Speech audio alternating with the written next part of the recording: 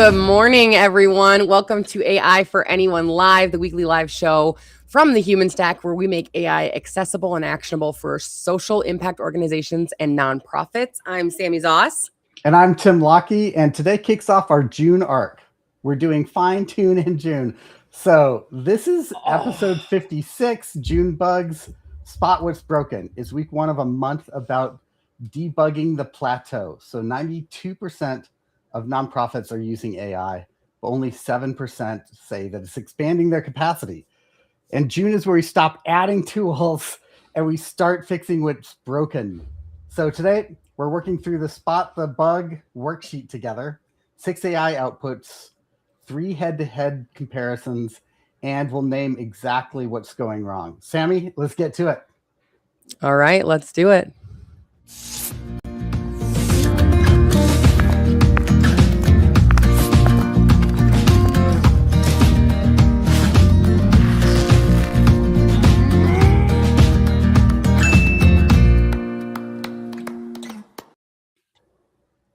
Good morning, everybody. How's it going? How are you, good. Tim? I'm good. How are you? I'm also good. I feel like I started the week on Monday thinking it was Friday. Oh. Really threw a wrench in some things. And so I feel like I'm just like slowly, but not fast enough trying to dig myself out of that. Yeah. How about you? Totally. How's the week been? It's been good. It has been good. I am spending so much time coding with AI in the back end these days. So that is okay. Break that down a little bit, because I harassed a lot of my friends to join us today. And so usually this wouldn't be on my list of things I need to make you stop and explain that I'll put on our eventual AI for Anyone Live gallery of language. But coding in the back end, those are big words for Elmo. Yeah. Okay. So I built something out. You know, we do this diagnostic to help people understand what's going on. We being the Human Stack for everyone listening. Yeah. And so we built a page now that shows here are all of the different tools that you're using, how much you're paying per month, what your total spend on that has been over time. And we hook those up to a backend system so that it pulls in logos so people can visually see here's what's going on across all of the probably 50 to 100 different systems that people are using. And that's to help shape the help people understand why staff are so overwhelmed by their technology systems, which is also happening with AI. So people are feeling overwhelmed by the conversation. They're feeling overwhelmed by tools. And so we built that out this last week. And and then I've built out the some tools to help say, here's exactly what's going wrong and here's what to do about it. So I'm really interested in that. I've taken 4 different runs at it. It has never worked until this weekend, and I got it. So a lot of this AI stuff. He just shrugs like that's not a massive win, you guys. Tim's the first to tell everyone else they need to celebrate their failures and their wins, and the last person to frankly do both. But it's really important, Tim, because those are like, you've been working on that maybe night and day for a few weeks, sure, but you've been working on that for months, arguably years when you think about all that's gone into it, but essentially like the build piece of it for months. Yeah. And this is a massive win for you and for the Human Stack. And so I'm excited to we've got an internal meeting later on today. I'm excited to see it and hear like how, like what the breakthrough finally was. Yeah. Thank you. Yeah. Last month was May I Be Human. So like I said, I harassed a lot of my friends to join us today. So we've got some new folks. And I refigured out like how to get it on my Facebook and just like, let's have some fun. Hey, friends. Pro tip. If you give Facebook access to your Restream or Restream access to your Facebook, you need to make sure it's not to friends only. It has to be to everyone, or you can't make public events on it. That was what it was the whole time, which is really embarrassing. Smart as I am, sometimes those things just really I know. Well, I think there's so many little things like that, right? So, yes, just really infuriating. Yeah. But I'm super excited to talk to you guys today about sort of fine tune in June and what that's going to be. but we wouldn't be able to build on that if we didn't sort of like give homage to what we'd spent the last month learning, which is, especially in the nonprofit sector, you know, I'm giving like an educational tomorrow.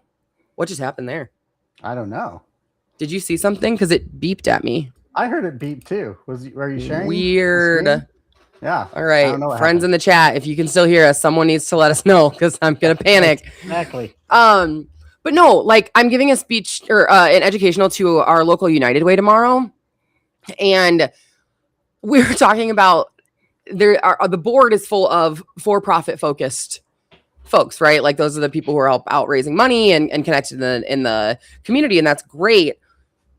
But explaining how you have to go about AI in the sector that is built on trust is so much more complex than I realize. And so being able to like talk that through with people and say like, are you using AI not only as an efficient teammate, you know, some of this stuff. Thank you, Bilha and Maddie, for letting us know that you can hear us. It's so important to also fundamentally consider those weigh-ins, right? So last month we talked about the human layer and what are you sacrificing by instituting AI, and how do you make sure that that's like the right things to sacrifice and not also like burnout building and some of that stuff. Similarly, are you doing it for efficiency for efficiency's sake is not the goal, right? Like all the way back to when Megan stepped in. And I think like much of May, we knew that was the case. But what we were able to sort of like demonstrate with some of those artifacts and the final like May I Be Human worksheet is this idea that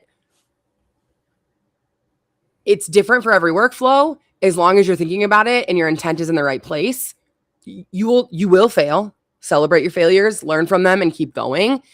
And then this month is all about how do we move forward and how do we identify, you know, how do we articulate what's good, what we actually want from AI? Because sometimes that's half the battle. I feel like we're trying to teach people to troubleshoot with AI and we're like, do you even know what you want this to be though?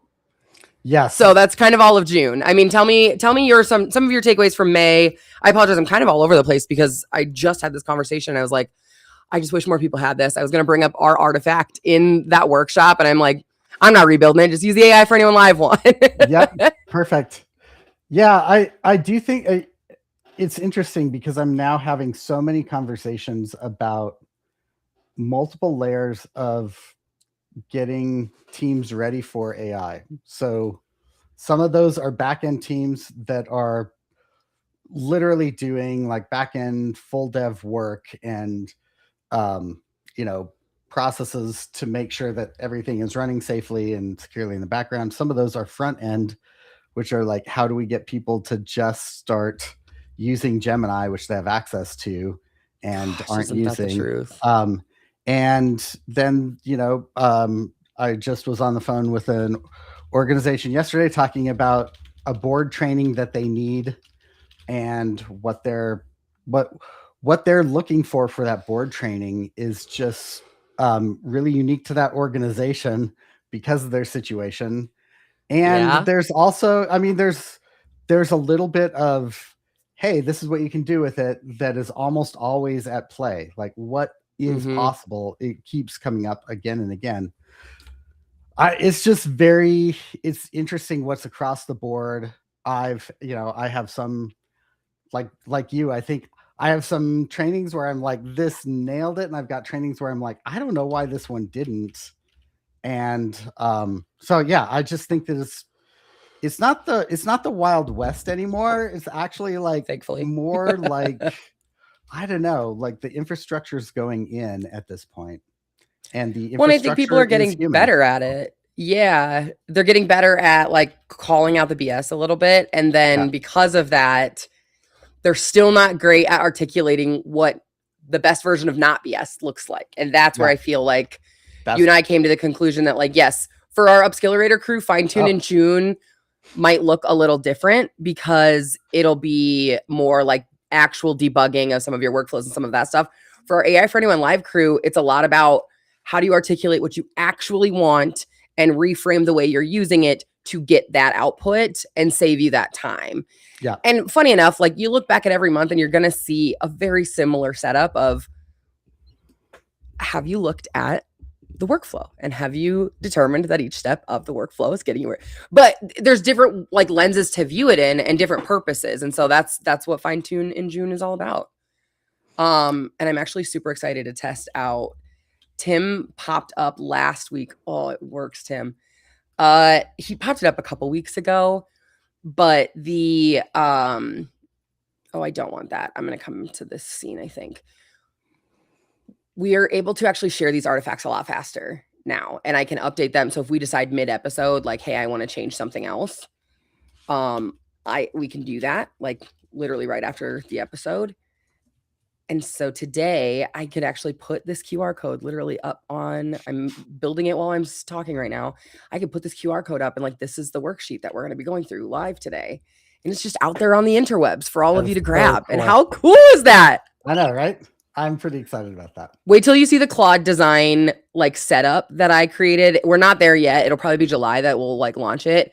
But this type of artifact has this look and this feel and this header and everything in between. I'm just so excited. So yes, I was able to get this guy going live, which is sweet. Funny enough, it actually posted the wrong one to the demo, but that's okay. I can make that work. But anything else, Tim, from you before we jump right into sort of what we mean when we say spot the bug? And no, I think that this is, I think the takeaway for June is, so yes, I do have one more thing to say. In June, what we really want to drive home, the point we want to drive home is that instead of adding new tools or new functions, what we're trying to do is look at what we've built so far and say, how do we improve what it's generating for us? And this going back and looking what you've done and building on top of it is such a key element. You do it instinctively. I think it's harder for others to just go back and do that. So that's what we're focused on this month. I hope that it's helpful. We think that there's so many applications for this. So yes, let's go. Let's kick it off. All right. Well, and I will say, like, it's taken until recently for me to realize it's intuitive for me. It is not intuitive for everybody. And it's also one of the harder parts to do, like to sit down, like you've gotten the thing turned in. Do you really want to spend the time necessary to figure out like how you could have done that faster and better? So next time it does go, like, yeah, sounds nice when I'm saying it. But when you are Megan, who's joining us again every week, we love to have it at Roots Ethiopia as a volunteer executive director, does she really have the time, energy, and will it pay off for her to go back and do all of that? And so that's kind of like, how do we help make that just that much simpler for the Megans of the world? And yes, Megan, it is so wonderful to see you. She said her first comment was it's her fave day of the week, learning with Tim and Sami. She was on vacation a couple weeks ago, and she sent me like a photo. I don't know why words are hard today. She sent me a photo of her like getting ready to snorkel or something like that. Just crazy. Awesome. She's like, wish I was with you, but also like, look what I'm doing. Not that much. That's awesome. I do want to give some shout outs though, because like I said, I harass a lot of people to join, and we've got a lot of folks here. Maddie's joined us in the past, and she and Bill Ha, who's also joined us in the past, are out here chatting on our YouTube channel. Love to see it. My friend Kelsey, who's like one of my absolute best friends, hopped on. Nice to see you, Kels. So lovely to have you. And then we've got Stephen Rockwell. I don't know if I've heard that name before from our LinkedIn. So it's wonderful to have you, Stephen. And thanks for letting us know that you can hear us. Because, yeah, we panicked there for a second. Yeah. It's like one of my favorite parts about these is like we don't have to do these live because we do post them. And our favorite part, I think, is like being able to interact with the chat, right? Like with everybody on here and just seeing who's joining and learning from and with us today. So yeah, absolutely. Stephen, welcome. And yeah, okay. I am glad for the shout outs, but I'm dying to get to the artifacts for this week. All right. I love the name, by the way. June Bugs is awesome. June Bugs. I wish I would have had time to play with it a little bit more. All right. So I'm going to put the QR code up here. I'm going to maybe put it on the side here, actually, so you can see the screen and us. Let's see how this works. Restream's really awesome until I'm trying to like I know. decide mid-moment. We'll leave it like this for now. Yeah, totally. All right. So Tim, you're gonna have to let me know, zoom in some of, you know what I mean, some of that stuff. Yeah, do zoom in a little bit so so small screens like mine can see it. Whoop, whoop. Do one more. Yeah. I was gonna say it's just yeah, exactly. Now it's going smaller. Okay, that's good. Great. I know. All right. So $3 to spot, one workflow to practice on. So what we're doing today is, like I said, I want us to really consider what it looks like to be spotting the hard, like what do we not like about this? And then what do we want it to be? Like, how do we identify what good would look like here? That's sort of the winning ticket here, right? Yeah, right. No, I lost the screen I was on. I'm so sorry. I was like, where did it go? So you saw me like scramble there for just a second. Tim, can you also put in the chat, or here, I can put it in the chat really quick on both, but I want to put the link so that way I can get rid of the QR code so it's not taking up space here. So I've got it on both LinkedIn and YouTube. And then I will make sure to put it on Facebook after the fact for everybody. So, okay, I feel like I need to take a deep breath. I'm so sorry. Most nonprofits know something's off with their AI setup, but it's just hard to articulate what. So that's sort of, like I said, the discipline we're naming this week. I've kind of given us 3 categories. Remember, take everything with the grain of salt. That is, we are trying to cater to a large sort of 101 or 201 audience. So keep that in mind. But the 3 categories I've kind of labeled them as is like, is there a broken handoff for us to sort of fix here? So between the humans and AI, or AI and AI, like, is there essentially that broken handoff in here somewhere? Untested assumptions, AI inventing things that sound right but aren't. Sometimes we call them hallucinations. It's a little less likely as a hallucination these days and more like, oh, I just didn't know that, or they hit a context limit and then couldn't develop what they needed for it. But assumption you didn't verify is essentially sort of like the descriptor there. And then last but not least is the workflows that, quote, kind of work. They sort of like technically respond, but they fail in like final actual delivery. Thoughts, initial responses on those 3 overarching bug categories, Tim? When you say broken handoffs, are you talking about, is that where you think that you're telling AI to do something and it doesn't know, it hasn't caught what you're trying to do? Or is it that you didn't actually give it that set of instructions? Like, when it comes to broken handoffs, what are the mechanics of that? Yeah, I mean, they're vague for a reason. So the answer is actually all of the above. Okay. It's basically like, where along the line in this broke, right? So it broke at an inflection or a handoff point. Yep. What about that handoff broke it? Was it incorrect instructions and then go here? Was it just didn't get it right, which means I might not have explained it right, or what have you? That's a hard break off. Or AI handing to AI if you're in a workflow. Now, today we're doing single outputs. Workflows and those complicated handoffs will sort of like tie in later this month. But that's kind of the broken handoffs piece. I think that's really important to know and to say that it's not just a prompt. And I feel like this is where it's really, like, the word handoff is really helpful here, because there's a lot of different ways to hand that off. So that makes sense. The assumptions is fine. Workflows that kind of work are actually such a great way of describing it, because you and I both probably have a lot of these. I probably have a lot more. And what's the line between is good enough and perfection, which is something we keep coming back to. But there is the thing that this preserves is your judgment about these is actually the skill, not AI, but your judgment at getting your response fine-tuned on knowing what's like what to pay attention to.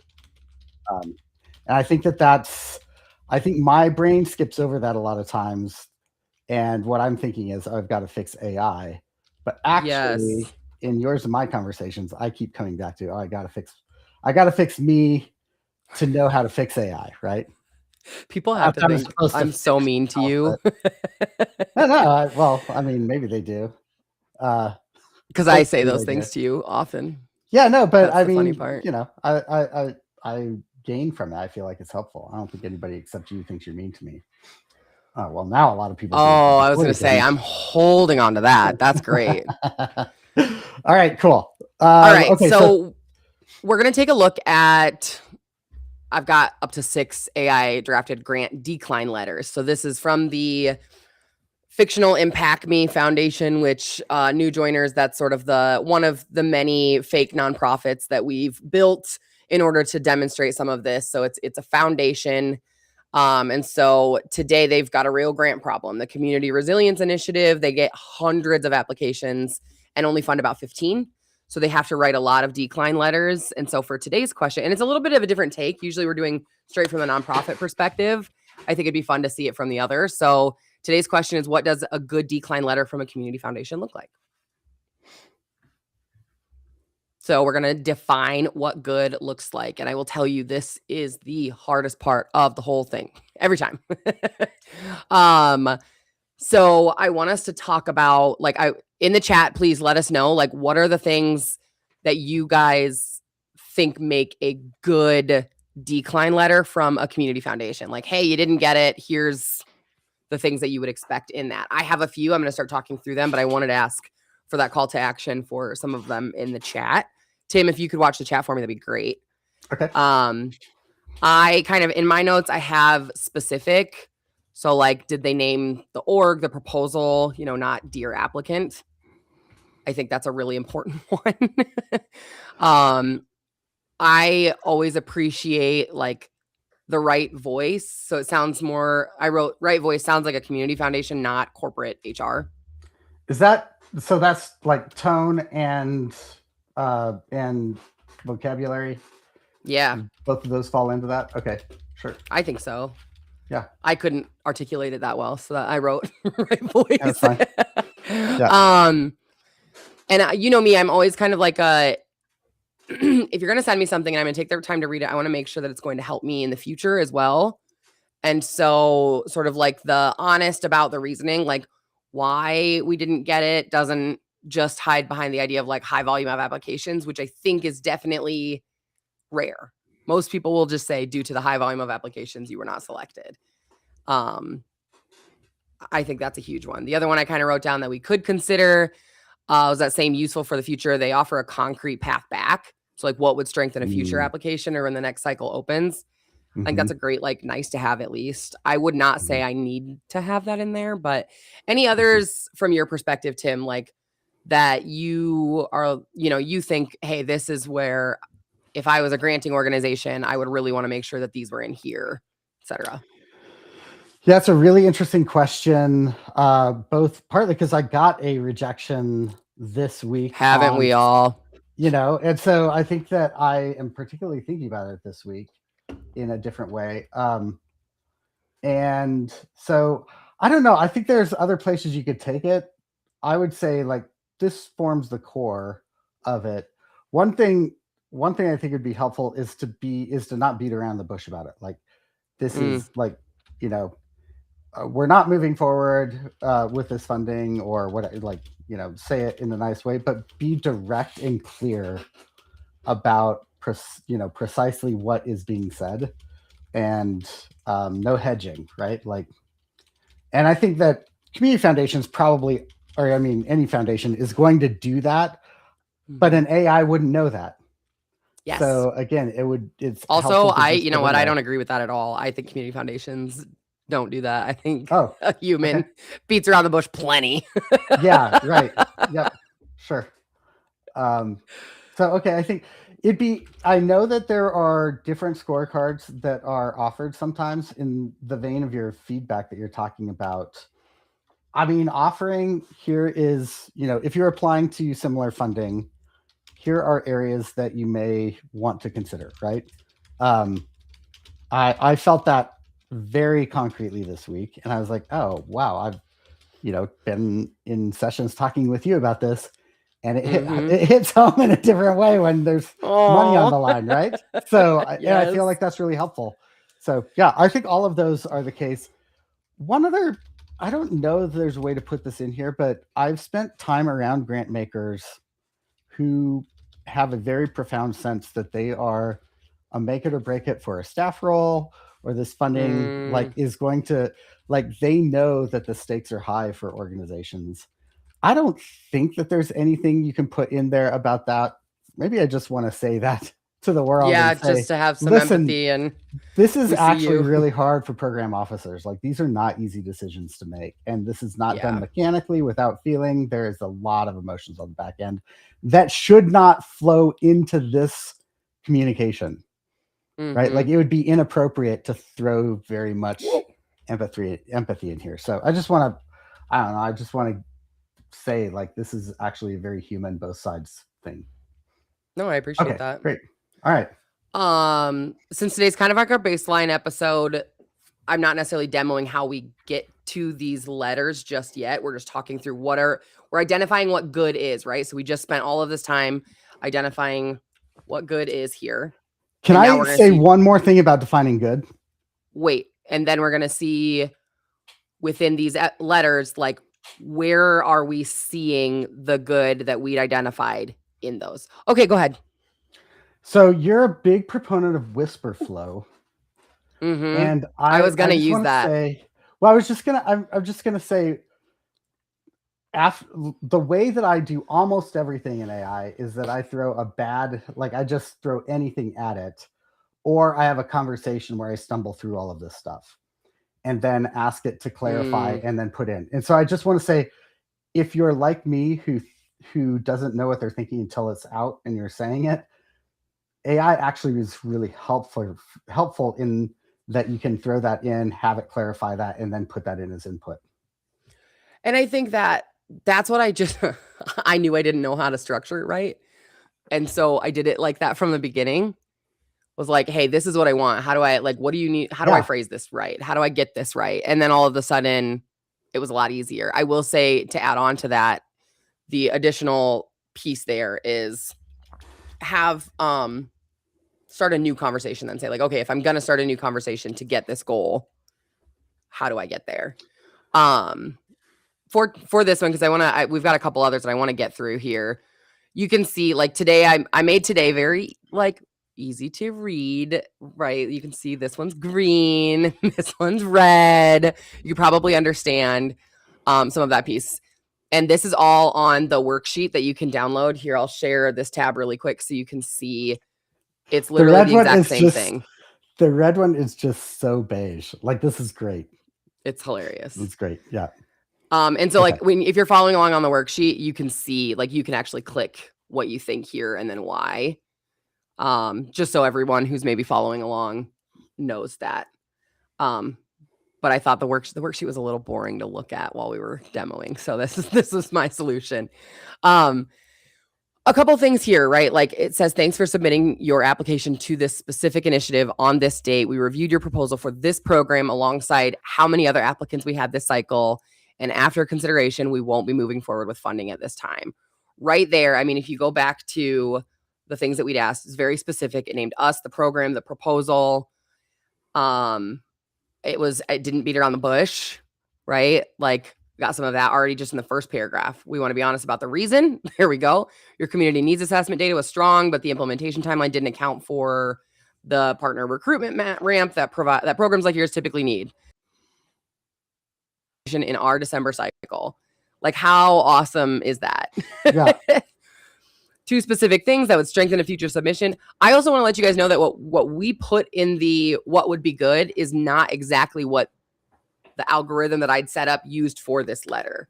Because I was like, well, if we define something else as good, I want to be able to then say, okay, well, we were wrong. This isn't good. But it also tells us that like your inkling is right. And how do we then communicate that across to our foundation and funding partners, right? Yep. Whereas letter 2, thank you for your application to our foundation. Due to the volume of applications we received, we regret to inform you that we're unable to fund this project at this time. It does not reflect the merits of your organization or your work. We wish you the best of luck in finding alternative funding sources. Like just a very clear difference in this one feels way, way more human, right? Which is funny. Yeah, and I think that, well, keep going. Yeah. No, this pretty much goes over what we just said, so I don't need to. I mean, like as always, Sorry. I find the artifact super helpful in clarifying steps that I just skip, and so I feel like that's really helpful. Good. Yeah. It feels it's helpful. A side by side is actually hard to produce. Oh, extremely. Like I've created, in the prompt generator in the back end, there's an evaluation tool to just say, here's these 2 prompts, here's the outputs that it gives. And like that took me a while to dial in. And so I would say this kind of a space where you can look at one output versus the other and pick between them, that's actually really, really helpful to be able to do. Yeah, absolutely. And I think this one kind of represents that, like the workflow that kind of works on this, right? Like letter 2 is example of a mail merge without highly personal. You could have gotten to letter 1, frankly, through a mail merge. Like you don't necessarily need AI. AI just mail merges a lot easier nowadays, pretty much. Like that's one of the ways I explain it to like the 101s on the street kind of deal. It's like, do you understand mail merge? Like think mail merge, but like thinking on its own. That can help a lot. Yeah. But I mean, not having like you've got a workflow, it's just not really actually achieving what you would define as good. Yeah. Up next, we've got the spot the bug. Again, almost like that's the theme. For letter 1, right, we've got an update on your community resilience application. And then letter 3, we've got the update on your health. So you can see the subject line differences here. I want Tim, take a second, because again, those of you joining, Tim doesn't look at these beforehand almost ever. Like I build them so he doesn't. I want you to take a look at letter 3 and like, you can tell that I noted that letter 3 was the wrong one. I want you to see if you can figure out why. So it says, I'll read it out loud while you're kind of looking at it. It says, Dear Westside Community Hub, thank you for applying to the Health Equity Innovation Grant. After careful review, will we not be funding your proposal? The committee found the methodology promising, but felt the proposed outcomes were not well aligned with our health equity priorities. We encourage you to apply again next year. Letter 2 is the exact same, but it says, Dear West Side Ham Community Hub, thank you for submitting your application to the Community Resilience Initiative on May 14th.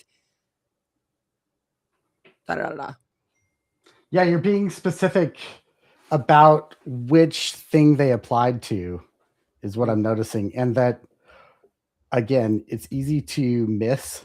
Like when people get this email, the person sending is in context, right? And they're in a context of there's a group that applied and I'm just sending this to the entire group. So they're just forgetting, like, okay, that person receiving it doesn't know about the rest of the group and it feels personal to them in a different way. So, so I did ask you a bit of a trick question. I'm pulling up our organizational notebook on Impact Me Foundation. If you want to know more about Notebook LM, you can see some of our earlier episodes. And then we did one a few months ago, sort of like on the updates. All of this to tell you, though, I've got all of our fake documents and things in here and I can query it, right? So I'm going to say, I'm going to use my whisper flow, which is just me talking and it writing.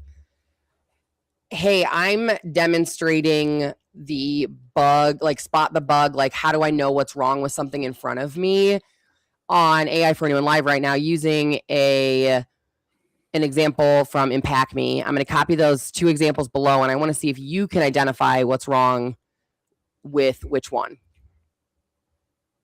So here's why. I want to make sure it says the letter. Okay, perfect. I'm going to let it dig into that. We'll come back to it. I'm going to actually go back into our demo. We'll keep going. I'm going to jump. There we go. I want to do this guy. Yep. And then we'll come back because that one, it's a little bit of a surprise, which is super fun. Okay. Last example, same side by side. It's a decline, right? You obviously you can see these are both bad. They definitely fail in different ways. One is, I mean, this one's super easy, right? Oh gosh, I need to, okay. Note for Sami in the future, as I pull this transcript, I need to make it so I have to manually hit some sort of button to go forward. So when I'm clicking on the artifact, it does not jump forward and give everybody like a headache. Letter 4, it just feels cold, right? Like your application's been declined. Good luck. That just feels like, okay, at that point, you might as well just said, no thanks. You know what I mean? We were able to fund all submissions. Unable to. Oh man, yeah. Okay, yeah, that's a bit cold, right? Yes. I think that the truly deeply is just like that's the thing I was saying. Like if you get too empathetic in there, you're actually crossing some kind, I don't know what it is. Like people that are in foundations probably think about these things and even have conferences about them, but there's definitely like this is crossing a boundary of some kind.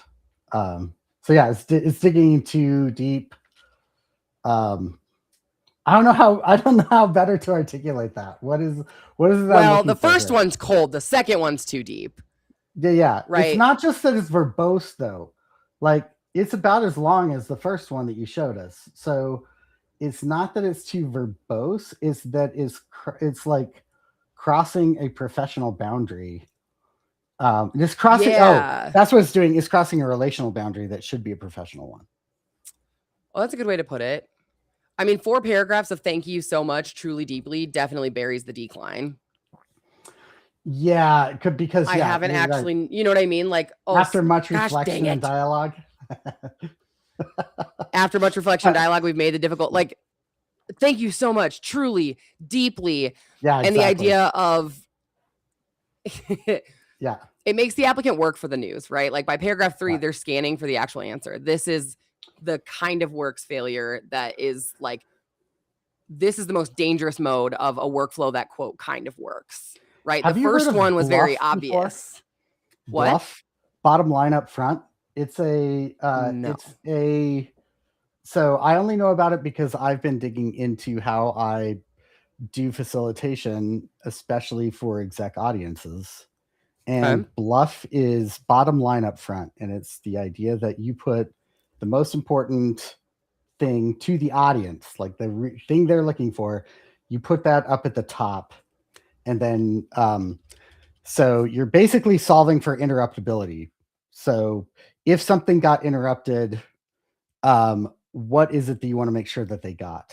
And so, so pulling that after much reflection and dialogue up to the very first paragraph would be one key. I would also argue, like I put in our what good looks like, the Brene Brown, clear is kind, unclear is unkind. Mm-hmm. You don't need to be cold like letter 4, but you do need to be clear. Yeah. Especially in an instance like this, where, like you said, there's a lot going off of this, you know? I'll say, when I was talking earlier about finally getting tone and getting something to write the kind of analysis, synthesis, and whatever, you know, in the work I'm doing, it worked when I finally went back, identified the audience, identified grounded principles, created a neutral document with all of the information in it, and then combined those into one thing. And it wasn't until I was paying attention to each one of those in the background. And so really good communicators are always doing those 3 things, probably without thinking about it. And I feel like when you're having to do, when you are getting to the place where you are integrating some of those into the workflows that you're doing, breaking those down into the pieces are really important. But it all starts with the same skill of knowing what good looks like. For many of us, we don't know what good looks like until we see what's bad. Yes. I just want to say that, like, well, and that's the hard work, right? It's like, if you can't, there's many of us that can't do that. Yeah. It just means you have to dedicate that time after the fact to identifying why wasn't this the good that I wanted it to be. Yeah, right. I want to give a shout out to Megan and a couple of the comments she made, and then I'll bring us back, empty out that middle one for you. The notebook didn't work the way I wanted it to, so I'll show you why, and then close it and get ready for next week. But Megan first earlier said, "Oh man, I'm so scatterbrained and I context shift too much because there are so many gaps, missing pieces, fine tuning needs. The fixing me is true for me too, Tim." So, I mean, and Megan's always very like open and upfront with us. And so it's always fun to hear like, yeah, others are feeling it too. And then she just noted, I've had workflows for automated cards out of Handwritten, which is an organization. And gosh, it missed some real particulars for folks. And so my workflow was not right for the work. And I was being picky. I wanted it to work for everyone. And that's a good example of like, she realized what she didn't like. That's a hard example to realize that on, because you're doing it in the middle of stewarding your donors. Finding other ways to fix the workflow before is probably more ideal. But now the question goes back to Megan of like, what did you do to make sure that doesn't happen next time? And I have a feeling some of her answer is like, I just didn't send to certain pieces of this list. And that's an okay answer, but sort of like the upskilled answer is, here's how I had to manage it as separate workflows for each list and make sure that it was perfected each way. You know what I mean? Like, you have to slow it down and spread it out, which is hard and it takes a lot of work and not always the most fun. Yeah, and also this work is cyclical. So if you don't like, you just should build into your own personal fine-tune model that you're not going to hit it right. And so you're going to isolate a variable and retry that, even if it's your own behavior patterns, right? So I think that's, again, going back to this, the fine-tune at the human stack, especially, the fine-tune is going to point to what behaviors, what beliefs do we have, where are we going to fine-tune those, because those are ultimately how we go to fine-tune anything else, including models. So, yeah. So really quick, back to our pair B where they were basically the same thing. The difference is actually, and this is why I wanted the notebook LM to pull up, because we don't always know all of the things that we built for the Impact Me Foundation. It was really just meant to be a fake organization that we just keep adding things to as we build live.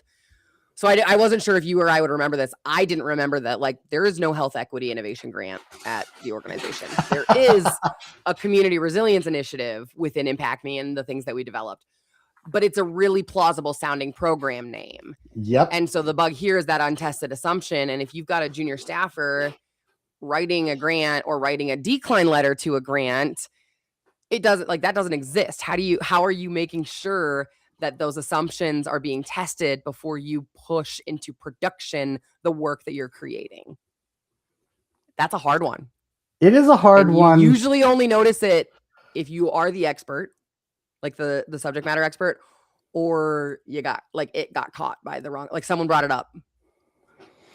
So I want to just make a case for something that is probably not obvious, and it's something that I think you would do.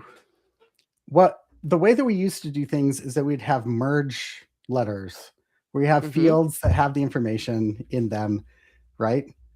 Yep. And I feel like the future is going to look like having merge prompts or merge like core information things, right? So instead of merging into just a blank letter, it's going to be better to merge here is what each person needs to know, right? So their name, what their organization is, what their role is.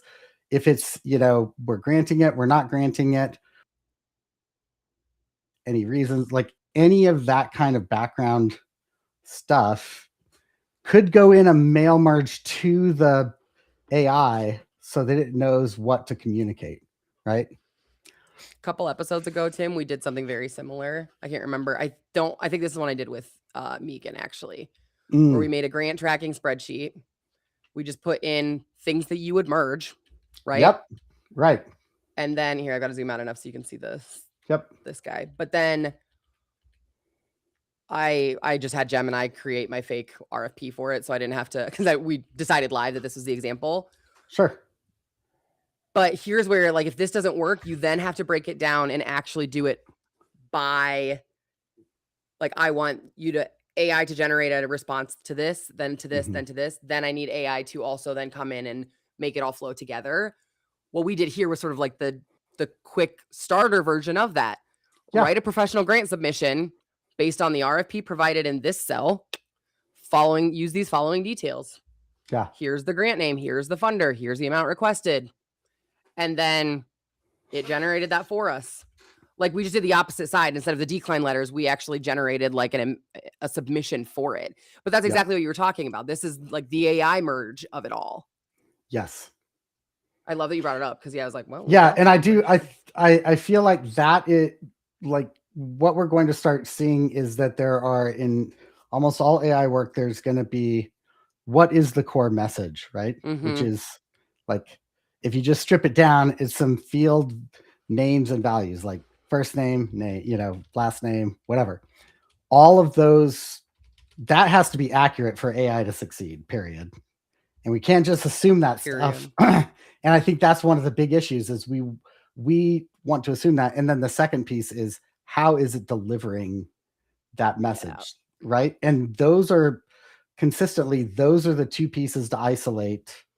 And when you isolate them, you start to see the patterns from those two pieces. So if I were to say anything about the AI side of this, it is really to keep clear, is it communicating the right stuff? Is it accurate?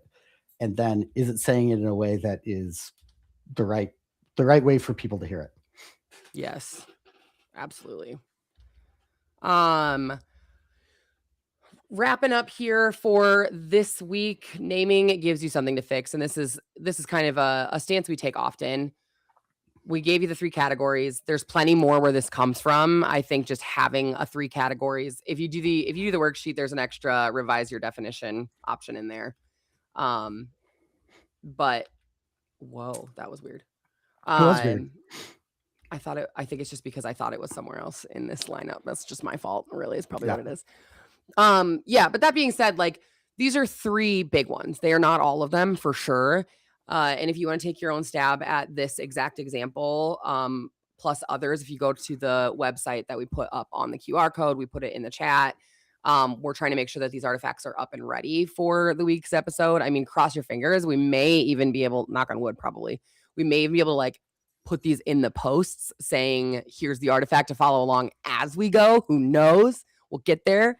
But you can't fix what you can't name, right? Like, ultimately, and we've said that how many times, right? You can't automate what you're not doing. You can't fix what you can't name. And so I want to send people like a little homework, right? Like, download the worksheet, run the same 3 exercises on real AI outputs from your own org. And if it's, use thank you, social posts, grant reports, like, do it for you. I think the way the worksheet set up is for this example, I will maybe put a second one up there and link it that is for any example for you to just sort of use. And then we always have like a download your answers option there. And then next week, we'll be making one change at a time is our theme here. So discipline fixing, now that we've identified what's good, that list can feel long, the bugs that get us to good. So fixing happens one change at a time. So make sure you guys bring those messy outputs from this week's homework back and let's talk about it. So Sami, as always, really incredible work. So fun. Next week, we will see you there, June 10th. As always, stay curious. Stay human. We'll see you next Wednesday. Bye, everybody. Bye, everybody.